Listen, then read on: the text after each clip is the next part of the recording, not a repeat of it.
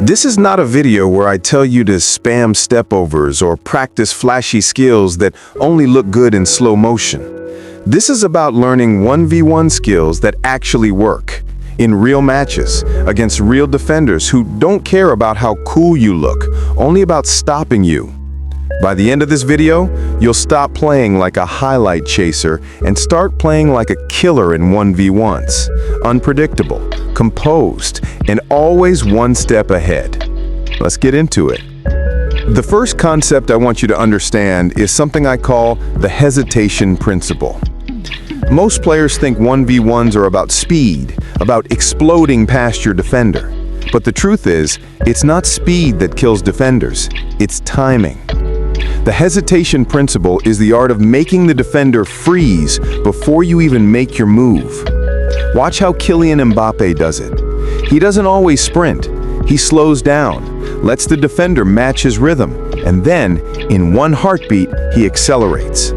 That micro-pause destroys balance. The defender commits just a little too early, and that's when Mbappé strikes. Psychologically, it's pure manipulation. When you hesitate, you're giving the defender false information. You're saying, I might stop, I might pass, I might dribble.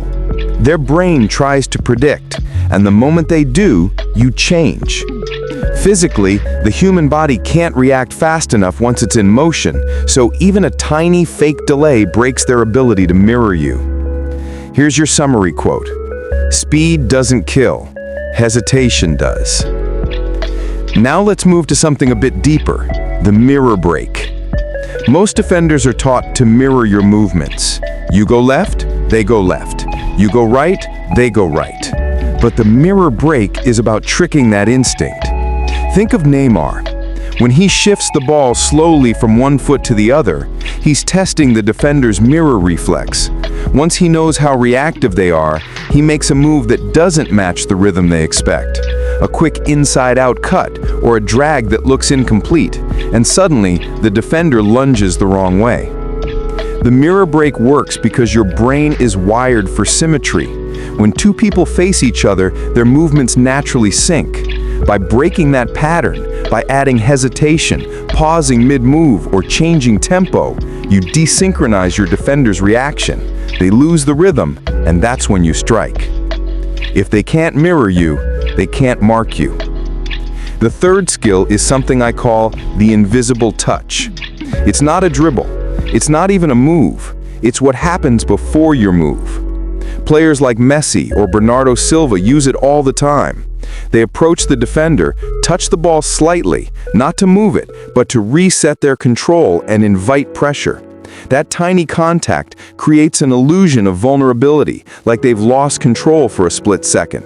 The defender bites, lunges forward, and boom, the attacker already knows where to go. Psychologically, it's genius. Humans are drawn to weakness. When you look like you've overtouched the ball, the defender thinks, this is my chance. But in reality, it's bait. Physically, the light touch keeps your center of gravity low, your body balanced, and your exit routes ready. The best trap is the one they think you fell into. Next up, the shadow step. You've probably seen this without realizing what's happening. Watch Vinicius Jr. or Jadon Sancho when they receive the ball wide. Before making their move, they shadow step, taking a small, almost meaningless foot movement that shifts their body angle just slightly. It looks like nothing, but to a defender, it's everything. That shadow step tells them he's going inside. Their weight shifts, their stance opens, and that's when you go the other way. Why does it work? Because in football, your body speaks louder than your feet. Defenders read your hips, your shoulders, and your step alignment. The shadow step manipulates those cues without actually committing to a move. You're not reacting to them, you're controlling what they read. Fake information beats perfect execution. Now let's talk about one of my favorite concepts, the line trap. Every defender has a comfort zone. When you're dribbling down the wing, they'll try to push you to the line, thinking it limits your options. But what if you could turn that trap against them? Players like Arjen Robben built entire careers doing this. He'd let defenders guide him toward the line until they thought he had him. And then, at the perfect moment, back into the space they left behind. When they think you're trapped, that's when they're blind. Now let's move to a concept that separates street players from academy players: the freeze frame. In a 1v1, most players panic when they slow down. They think, if I'm not moving, I'm not dangerous. Wrong. When you freeze, literally stop moving for a split second, everything around you keeps moving. The defender tenses, the crowd leans in, and you've created a psychological vacuum. Watch Ronaldinho in his prime. He'd walk with the ball, grin, wait for the defender to make a move, and the moment they did, he'd glide past.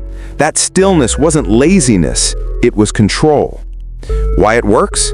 Our brains are wired to react to movement. When you suddenly stop, it resets the defender's rhythm and focus. They start thinking instead of reacting. And once a defender starts thinking, they're finished. Stillness is the most underrated movement. And now, the reverse trigger. You know how defenders anticipate your moves? You run one way, they already start to cut you off? The reverse trigger flips that. You use your body language to sell one direction while subtly loading your weight on the opposite foot. It's what Salah does when he pretends to drive inside but has already coiled his body to go outside. It's not about how fast you move, it's about how fast you unload. Physically, the reverse trigger works because of your kinetic chain. Your hips, knees, and ankles store elastic energy when you preload in one direction. When released, it gives you a burst that looks impossible to predict. Psychologically, it's deception at a deeper level. You're not just faking a move, you're faking intention. Show them one story, write another. By now, you've probably noticed something. All these skills, the hesitation, the mirror break, the invisible touch, they're not about endless tricks or copying what you see on TikTok. They're about understanding the psychology of a duel. 1v1s aren't about who has more skills. They're about who controls time, rhythm, and information. The best dribblers in the world aren't magicians. They're storytellers. Every feint, every pause, every touch tells a story that the defender believes until the twist hits. Here's the truth most players never learn. Winning 1v1s isn't about destroying defenders. It's about making them destroy themselves, reacting to ghosts, to versions of you that never existed. So from now on, stop memorizing tricks. Start studying human behavior. Watch how defenders react.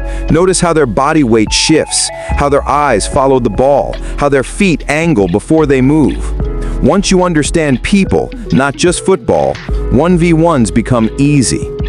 If you want to take this deeper, I've put together a full guide, a breakdown of advanced 1v1 patterns, drills, and mindset exercises you can use in training. You can join the community, the link is below, where we study match clips, share training sessions, and help each other master these techniques in real games. Because here's the mindset shift I want you to leave with. Football isn't a battle of speed, it's a battle of control. Control your rhythm, control their reactions, control the story. And when you do, you'll never look at a 1v1 the same way again. Don't try to impress, try to manipulate. That's how you win, every time.